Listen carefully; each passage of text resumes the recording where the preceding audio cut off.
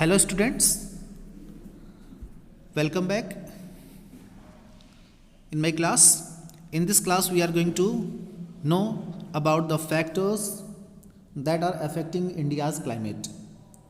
इस क्लास में हम लोग क्या जानेंगे? इस क्लास में हम लोग ये जानेंगे कि भारत का जो क्लाइमेट है उसको प्रभावित करने वाले कौन कौन से फैक्टर हैं. ठीक, तो फर्स्ट नंबर इज लैटिट्यूड. पहला नंबर क्या है? लैटिट्यूड. ठीक है, ध्यान से देखिए. India is situated between 8 degree 4 minute north and 37 degree 6 minute north. 8 degree 4 minute north and 37 degree 6 minute north latitude. हमारा जो इंडिया है, देखिए ये क्या है, यहाँ से अगर हम बात करें तो ये एरिया आप देखिए, यहाँ पे क्या है 8 डिग्री 4 मिनट नॉर्थ. ओके, अब यहाँ पे आइए, ये क्या है 37 डिग्री, ये कितना है 37 डिग्री 6 मिनट नॉर्थ. क्लियर? आगे समझ में, ये हमारे इंडिया का लैटिट्यूडनल एक्सटेंट है. 8 degree 4 minute north to 37 degree 6 minute north latitude. The tropic of cancer passes through the middle of the country.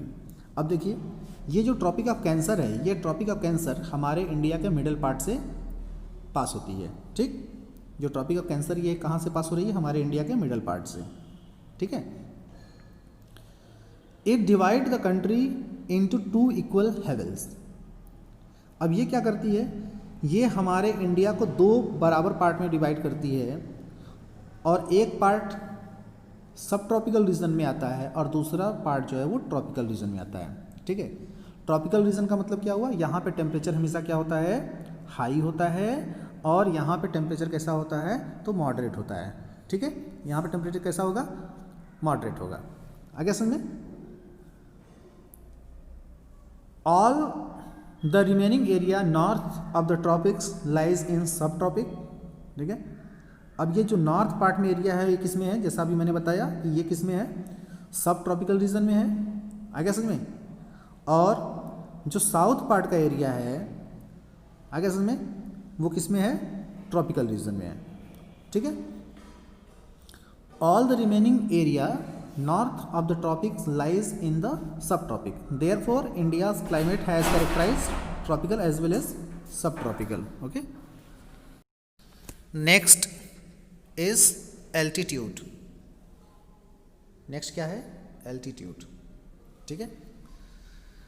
Altitude also a most important factor that made their effect on the climate of a place. ठीक है, जो ऊंचाई है वो भी एक महत्वपूर्ण factor है जो कि किसी स्थान के क्लाइमेट को प्रभावित करता है. ठीक है, आइए उसके बारे में देखते हैं. Altitude of a place plays a very significant role in determining the climatic control of India. है ना, भारत के क्लाइमेट को कंट्रोल करने के लिए, या भारत का क्लाइमेट है ना, उसको डिटरमाइन करने के लिए जो महत्वपूर्ण रोल है एल्टीट्यूड का, उसके बारे में हम लोग जानेंगे. Now see first number, as the height of a place will increase temperature decrease. We have talk about it. हम लोगों ने पहले ही बात कर लिया है कि जब किसी भी स्थान का हाइट बढ़ेगा तो टेम्परेचर क्या होगा? माइनस में होगा या कम होगा. ठीक है, टेम्परेचर लेस हो जाएगा. आगे समझ में, टेम्परेचर कैसा हो जाएगा? लेस हो जाएगा. और यहाँ पर टेम्परेचर कैसा होगा? हाई होगा. क्यों?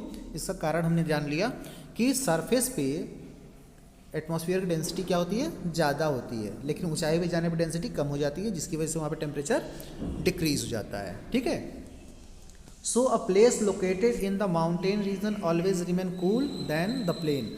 जैसा अभी हमने देखा, ये माउंटेन रीजन है और ये प्लेन एरिया है. ठीक है, तो यहाँ का टेम्परेचर हमेशा क्या होगा? ज़्यादा होगा, और यहाँ का टेम्परेचर हमेशा कम होगा. Clear? India has mountain to north which have an average height of 6000 metre. अब देखिए, हमारा अगर इंडिया की बात करें तो जो इंडिया है, इंडिया के नॉर्थ में, सपोज करिए कि जो इंडिया है, एक जनरल मैप देख लेते हैं. ठीक है। तो ये जो इंडिया है, ठीक, ये एक इंडिया है। अब मान लीजिए इंडिया का जो नॉर्थ पार्ट है, ये जो नॉर्थ पार्ट है, आगे समझ में, इस नॉर्थ पार्ट को अगर हम देखें, इस नॉर्थ पार्ट को अगर हम देखें तो ये नॉर्थ पार्ट क्या है, ये नॉर्थ पार्ट जो है ये हिमालय है। क्या है? हिमालय है, ठीक है। जो इंडिया का नॉर्दर्न पार्ट है वो क्या है? हिमालय के द्वारा घिरा हुआ है। Clear? The northern part of India is what? Surrounded by the mountain. Clear? तो अब क्या है कि India has mountain in north which have an average height 6000 metre, और जो एवरेज हाइट है माउंटेन की वो कितनी है? लगभग 6000 मीटर है ना। The Himalayas prevent the cold wind from central Asia and entering सब कॉन्टिनेंट। आगे समझ में? अब देखो जो हिमालय है, जैसे मान लीजिए कि अगर हम लोग ये देखें मैप, ये मैप देखिए, इस मैप में ये पार्ट मान लीजिए कि ये जो पार्ट है, ये पार्ट क्या है? हिमालय है। ये पार्ट जो है ये हिमालय का पार्ट है, ठीक है। इसकी हाइट कितनी है? इसकी हाइट जो है वो कितनी है? 6000 मीटर, 6000 मीटर है। तो ऊंचाई ज़्यादा है इसका। अभी क्या करता है कि यहाँ से, ये जो साइबेरियन रीजन है, यहाँ से जो कोल्ड विंड्स आते हैं तो वो कोल्ड विंड्स इसको पार नहीं कर पाते, इस हिमालयन माउंटेन को पार नहीं कर पाते, जिसकी वजह से यहाँ का टेम्परेचर कैसा होता है? मॉडरेट होता है। कैसा होता है? मॉडरेट होता है, ठीक है। मतलब यहाँ पे कोल्ड नहीं हो पाता, ठीक है। यहाँ पे कोल्ड टेम्परेचर नहीं हो पाता। क्यों? क्योंकि ये साइबेरियन विंड जो आ रहा है इधर से, उसको ये पूरा का पूरा माउंटेन क्या करता है? ब्रेक कर देता है। क्लियर? अब मान लीजिए कि अब जब कोल्ड विंड नहीं आ रहा है तो क्या होता है? देखिए, it is because of this mountain, okay, that is subcontinent experience comparatively milder winter as compare to the central Asia, ठीक है। अगर हम सेंट्रल एशिया की बात करें, अगर सेंट्रल एशिया की बात करें हम लोग, जो सेंट्रल एशिया की बात करें, ठीक है, तो वहाँ पे टेम्परेचर क्या होता है? यहाँ पे अगर इस पार्ट में देखिएगा तो यहाँ पे टेम्परेचर बहुत ज़्यादा कम होता है, क्योंकि ये चाइना का रीजन है, उसके बाद रशिया का रीजन है, तो यहाँ पे टेम्परेचर बहुत कम होता है। क्यों? क्योंकि यहाँ पे साइबेरियन विंड चलती हैं और जिसकी वजह से बहुत ज़्यादा टेम्परेचर डाउन होता है। लेकिन हमारे इंडिया में क्या होता है कि ये जो हिमालय है, हिमालय इन हवाओं को रोक देता है, इन हवाओं को यहाँ से आने से रोकता है।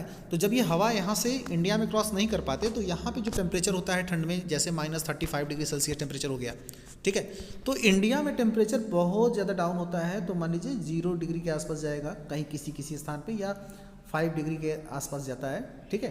तो कहने का मतलब यहाँ पे हम भारत में माइल्ड टेम्परेचर फील करते हैं, लेकिन जबकि सेंट्रल एशिया में बहुत ज़्यादा टेम्परेचर डाउन होता है। तो कहने का मतलब ये है कि हिमालय बहुत अच्छा रोल प्ले करता है हमारे यहाँ के क्लाइमेट को प्रभावित करने में, ठीक है। India also has worst coastal area where the maximum elevation is about 30 metre. अब देखो, अगर हम बात करें कोस्टल एरिया का, ये देखो ये कोस्टल एरिया है ना, ये कोस्टल एरिया है। अब इस कोस्टल एरिया का जो मैक्सिमम एलिवेशन है वो कितना है? 30 मीटर है। तो इस यहाँ पे क्या होता है, चूँकि ये कोस्टल एरिया ओशन के किनारे है, ये ओशन है, बे ऑफ बंगाल है, और ये अरेबियन सी है, और यहाँ पे इंडियन ओशन है, ठीक है। तो ये चारों तरफ से, चूँकि 3 तरफ से वाटर से घिरा हुआ है, this is also known as a peninsula. तो हम कोस्टल पार्ट की बात करें तो कोस्टल पार्ट जो है वो वाटर बॉडीज़ के पास में है, जिसकी वजह से यहाँ पे टेम्परेचर कैसा होता है? हमेशा मॉडरेट होता है, ठीक है। टेम्परेचर हमेशा मॉडरेट होता है। तो आप ये कह सकते हैं कि altitude also made their effect, okay, on the climate of a place. किसी भी स्थान के क्लाइमेट को सबसे ज़्यादा अगर प्रभावित करता है तो एल्टीट्यूड। अब यहाँ पे देख लीजिए, ये पिक्चर है, बहुत ध्यान से। अब यहाँ पे क्या देख रहे हैं आप कि जो लोअर प्लेस है उसकी डेंसिटी क्या है? बहुत ज़्यादा है, लेकिन जैसे जैसे हम ऊपर जाते हैं तो एयर की डेंसिटी क्या होती है? कम हो जाती है। तो एयर की डेंसिटी कम हो जाती है, इससे क्या होता है कि ऊपर टेम्परेचर कम होता है और नीचे टेम्परेचर ज़्यादा होता है, ठीक है। और माउंटेन दूसरा काम क्या करती है? माउंटेन दूसरा काम ये करती है, जैसे मान लीजिए कि इधर साइबेरियन विंड आ रहा है तो ये इसको रोक दे रही है। ये मान लीजिए हिमालय है और ये साइबेरियन विंड को रोक दे रही है, ठीक है, कोल्ड विंड को। तो यहाँ पे क्या है कि यहाँ पे जो टेम्परेचर होगा कंपेरेटिवली क्या होगा? इस एरिया से यहाँ का टेम्परेचर हमेशा क्या होगा? हाई होगा, ठीक है।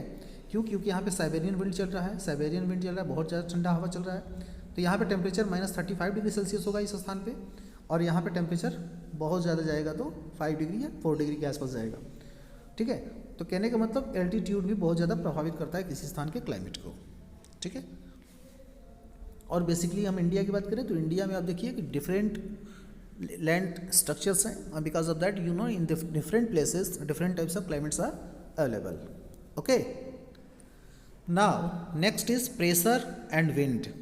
Pressure and wind, the climate and associated with weather conditions in India are governed by the atmospheric condition. What are the atmospheric condition? Now see, pressure and surface wind. ध्यान से देखना इसको। During winter there is high pressure area north of the Himalaya, ठीक है। अब देखो high pressure कहाँ पे है? नॉर्थ ऑफ द हिमालय में, ध्यान से देखना, ठीक है। There is high pressure in the north of the Himalaya. Cold dry wind blow from this region to low pressure area over the ocean to the south. ध्यान देना, यहाँ पे क्या है? यहाँ पे देखो ये एरिया जो है, ये एरिया आप देख रहे हो, यहाँ पे क्या है? ये हिमालयन माउंटेन है, जनवरी का मंथ है, ठीक है, ठंड का मौसम है। अब यहाँ पे क्या है कि इस समय यहाँ पे बनता है हाई प्रेशर, और यहाँ पे जब हाई प्रेशर बनता है तो साउथ में क्या बन रहा है? Low pressure. यहाँ पे बन रहा है लो प्रेशर, ठीक है। यहाँ पे बन रहा है लो प्रेशर, यहाँ बन रहा है हाई प्रेशर। तो हवा कहाँ से चलती है? हाई प्रेशर से लो प्रेशर की तरफ, ठीक है। हवा कहाँ से कहाँ चलेगी? High pressure to low pressure. Clear आ गया समझ में? तो विंटर के मौसम में या विंटर सीजन में हवा कहाँ से चलता है? लैंड फॉर्म से ओशन की तरफ। हवा कहाँ चल रहा है? लैंड फॉर्म से ओशन की तरफ। Clear? Now see next, in summer a low pressure area develops over interior Asia as well as over northwestern India. This causes the complete reversal of the direction of wind during summer. अब देखिए, अगर हम summer season की बात करें तो आप summer season में देखो लैंड फॉर्म पे क्या होता है? लो प्रेशर क्रिएट हो जाता है, ठीक है, और ओशन में हाई प्रेशर बन जाता है। अब यहाँ पे लो प्रेशर बना और यहाँ बना हाई प्रेशर, ठीक। तो जब यहाँ पे हाई प्रेशर बना तो हाई प्रेशर से हवा किधर चल रही है? लो प्रेशर की तरफ, ठीक है।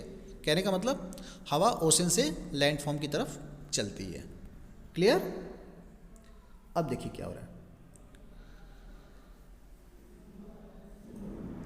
As air move from high pressure area over the Southern Indian Ocean in the southeasterly direction,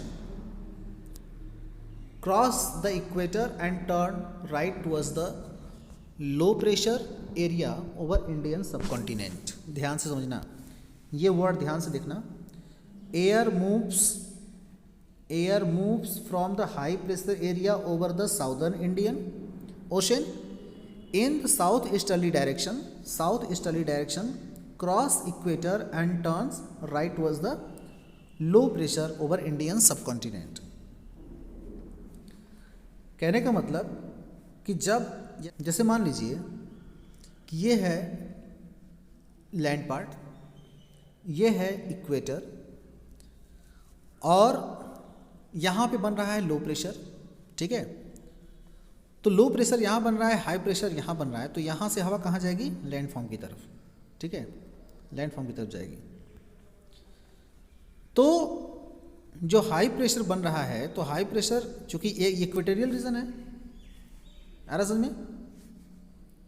अब देखो यहाँ बन रहा है क्या? लो प्रेशर, ठीक है, यहाँ लो प्रेशर बन रहा है। तो जब यहाँ पे लो प्रेशर बन रहा है और जो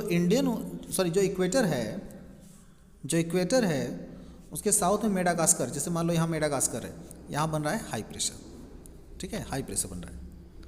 तो क्या होगा कि ये हवा यहाँ से ऐसे आएगी।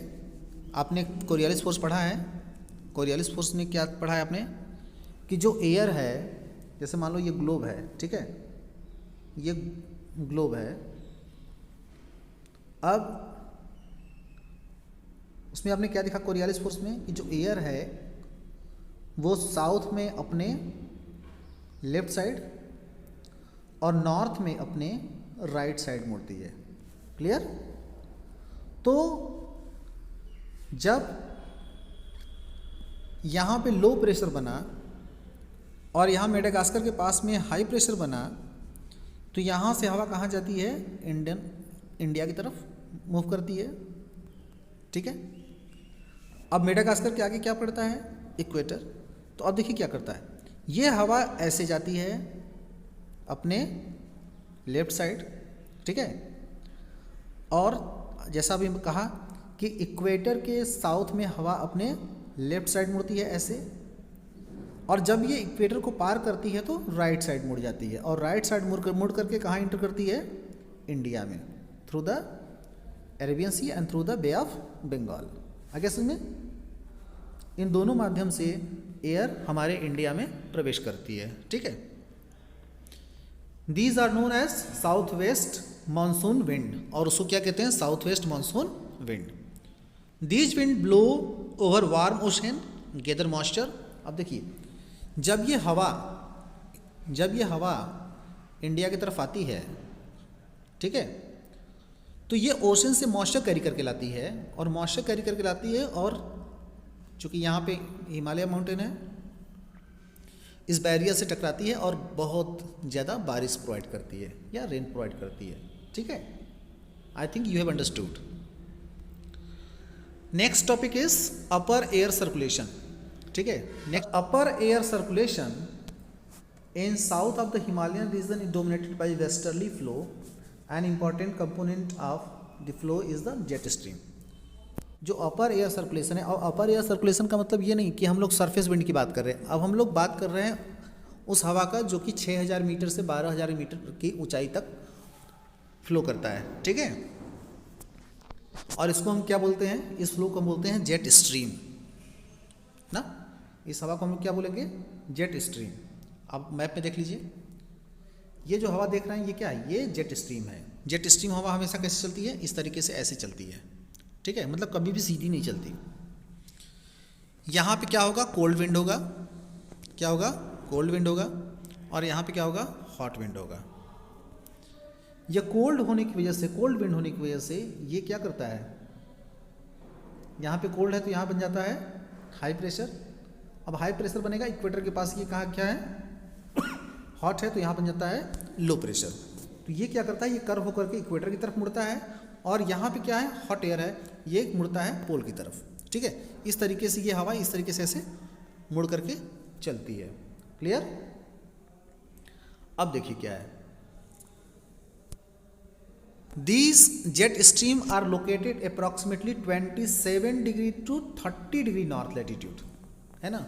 ये जो एयर सर्कुलेट करता है ये 27 degree to 30 degree north latitude के बीच में, है ना, फ्लो करता है। And they are known as sub tropical westerly jet stream, और इसको क्या कहते हैं? Sub tropical westerly jet stream. Over India these jet streams blow south of the Himalaya although the year except in summer.